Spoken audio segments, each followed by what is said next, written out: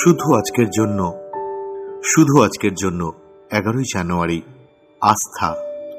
যখন আমাদের দৈনন্দিন জীবনে আস্থার সঞ্চার হয় তখন বুঝি যে উচ্চতর শক্তি আমাদের প্রয়োজনীয় শক্তি দেন, পথ দেখান। বেসিক টেক্সট, পৃষ্ঠা নাম্বার 91।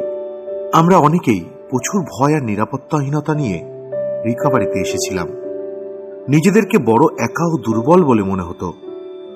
কোন দিকে যাব, আমাদের প্রশ্নের উত্তর কোথায় পাব, কিছুই জানতাম না।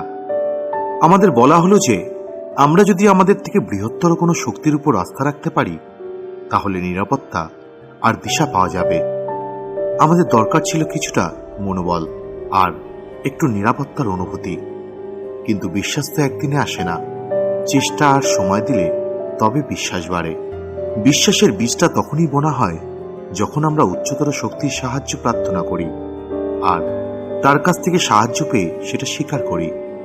বিশ্বাসের এই বীজটাকে আমরা প্রতিদিন প্রার্থনার সূর্যালোকে লালন করে বড় করে তুলি।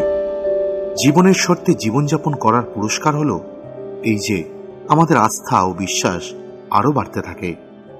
তারপর একদিন দেখি যে আমাদের আস্থা এক বিরাট বট গাছের আকার নিয়েছে। জীবনে ঝড়ঝাপটা এখনো আছে, কিন্তু এই গাছের আশ্রয়ে দাঁড়িয়ে আমরা নিরাপদ বোধ করি। শুধু আজকের জন্য আমি জানি উচ্চতর শক্তির উপর আস্থা রেখে জীবনের ঝড় থামানো যাবে না, কিন্তু আমার হৃদয়ের মধ্যে শান্তি আসবে। বিপদের সময় আমি এই আস্থার আশ্রয় নেব।